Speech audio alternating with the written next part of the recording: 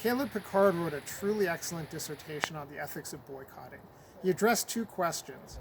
First, under what conditions, if any, is it morally permissible to engage in boycotting activity? Second, in those cases, if any, in which boycotting activity is permissible, when, if ever, is it morally obligatory? Now, answering the first question might sound like a relatively simple matter. You might think, look, no firm has the right to my business. Boycotting a firm just amounts to not giving the firm my business. So if no firm has the right to my business and boycotting just amounts to not giving the firm my business, I can boycott whenever I want. Simple. Not so surprisingly, this is a philosophy dissertation. Caleb demonstrated that things aren't so simple by canvassing a large number, a surprising number of interesting arguments that philosophers have developed to try to show that boycotting, at least in some circumstances, is impermissible. And he did an excellent job, a truly first-rate job, of systematically dismantling those arguments.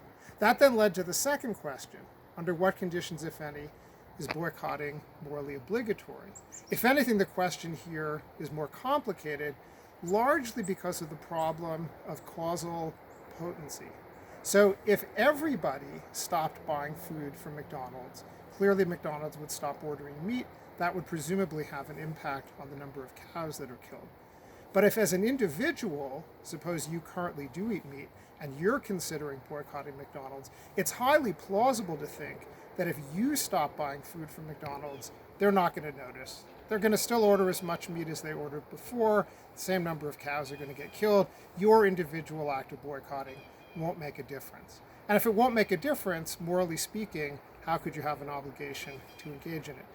The last part of Caleb's dissertation did a very nice, subtle job of considering two different ways of responding to this problem. One, a sort of deontic, kind of dirty hands response. The other, more consequential, a sort of expected utility response. And what I really admired about this part of Caleb's dissertation is he wasn't satisfied to sort of take shortcuts. He had sympathy for both approaches, but he really wanted to put them through the ringer. And I thought it was just an excellent job of looking at the strengths and weaknesses of both responses.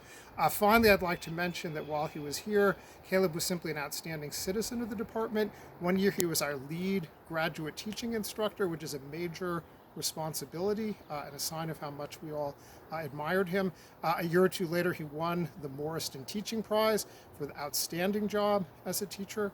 And I'd also like to mention on a more personal note, I really enjoyed my time working with Caleb, and I truly appreciated his work with the High School Ethics Bowl. So congratulations, Caleb. I'm sorry that I can't be here, or you can't be here, or we can't be there, but congratulations on a job well done.